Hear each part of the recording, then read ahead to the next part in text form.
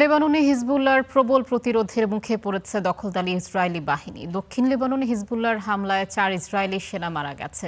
যুদ্ধ শুরুর পর এই প্রথম একদিনেই এত সেনা হারালো দেশটি। আরেক হামলায় মারা গেছে জাতিসংঘ শান্তিরক্ষী বাহিনীর 3 সদস্য। তারা ইন্দোনেশিয়ার নাগরিক। এদিকে হামলার মুখে পড়েছে দুবাই বন্দরে নোঙর করা 20 লাখ ব্যারেল তেল বোঝাই কুয়েতের একটি ট্যাঙ্কার।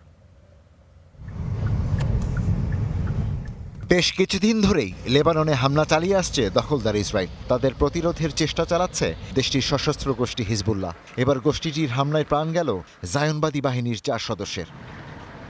মঙ্গলবার ইসরায়েলের ডিফেন্স ফোর্স স্বীকার করে দক্ষিণ লেবাননে হিজবুল্লাহর সঙ্গে সংঘর্ষে প্রতিরক্ষা বাহিনীর 4 সদস্য নিহত হয়েছে। এই ঘটনায় আরও 2 জন গুরুতর আহত হয়েছে। তারা সকলেই নাহাল ব্রিগেডের রিকনেসান্স ইউনিটে কর্মরত ছিল। এদিকে ইসরায়েলের উত্তরাঞ্চলীয় হাইফা শহরের বৃহত্তম তেল শোধনাগারে ক্ষেপণাস্ত্র হামলা চালিয়েছে ইরান ও লেবানন। যুদ্ধ শুরুর পর এ নিয়ে দ্বিতীয়বার কৌশলগতভাবে গুরুত্বপূর্ণ এই স্থাপনাটি হামলার শিকার হল। এছাড়া লেবাননের দক্ষিণাঞ্চলে গত 24 ঘন্টায় পৃথক 2 হামলায় জাতিসংঘের শান্তিরক্ষা বাহিনীর 3 সদস্য নিহত হয়েছেন। সোমবার বানি হাইয়ান অঞ্চলে শান্তিরক্ষীদের বহনকারী একটি গাড়িতে বোমা বিস্ফোরণে নিহত হন তারা।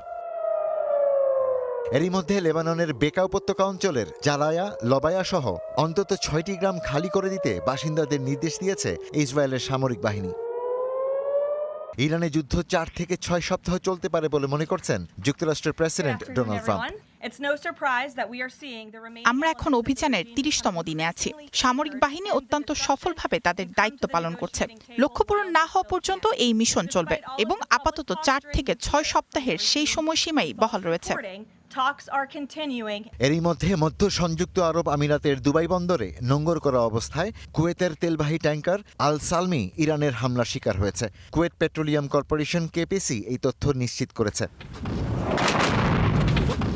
Ishtiaq Hossain, star news.